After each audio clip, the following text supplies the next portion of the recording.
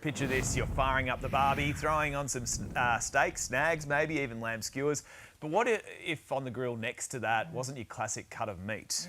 Lab-grown meat is right now in the final stages of approval here in Australia and could be just months away from hitting supermarket shelves. To explain just how close we are, joining us is George Pepu, the founder of Vow. George, good to see you. Thanks for joining us. Hello, George. You've brought in some examples for us today. We've got them here on the table. Can you explain what we're looking at here? Yeah, absolutely. These are some of the products that we're selling now in Singapore. We've developed all of these. We make them all here in Sydney, Australia, and then we export them and sell them in Singapore.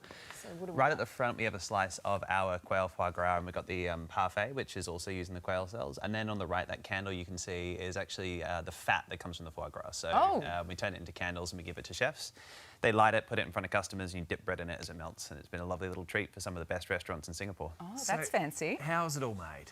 So all of us here eat meat, and if you think of a piece of meat on your plate in front of you, what you're eating is muscle, fat and connective tissue mostly. And what we do is we take the cells that repair those tissues and we grow them outside of the animal.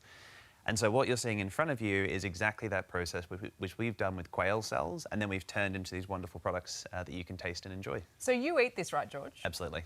Multiple times a week. Okay. I'm guessing you probably get some hesitation, right, from people when you try and introduce it to them.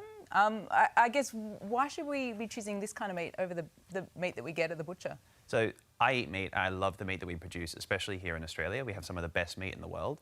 Our goal has never been to replace the meat we have today with the same thing. It's always been about adding new experiences to our palates. And if you look at where these products, the forge products are being served in Singapore, they're being served in top restaurants alongside meat because they're a new addition to your diet. Quail foie gras has never existed before. We've been able to create this really new and unique and luxurious experience, which is designed for people that want to try new and exciting things and add those to their palate. Foie gras. George, does it taste like meat? It most certainly does. Almost all of the customers that are eating this in Singapore are meat eaters and describe it as exactly what you'd expect. It is meat, it's just made from the cellular level. Just yesterday, we had a really big launch with a new partner called Two Men Bagel House, and they sold out twice over, actually, over the course of the day. Right.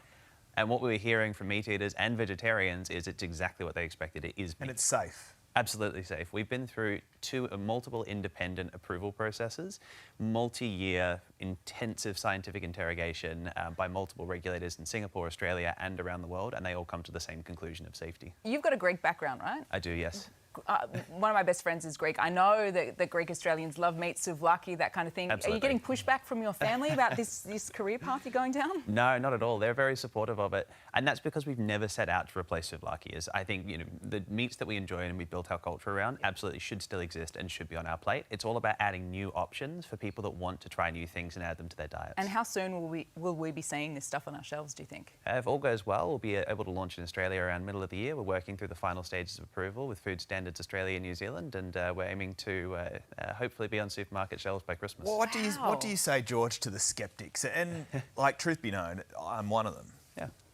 Well, How can you convince him?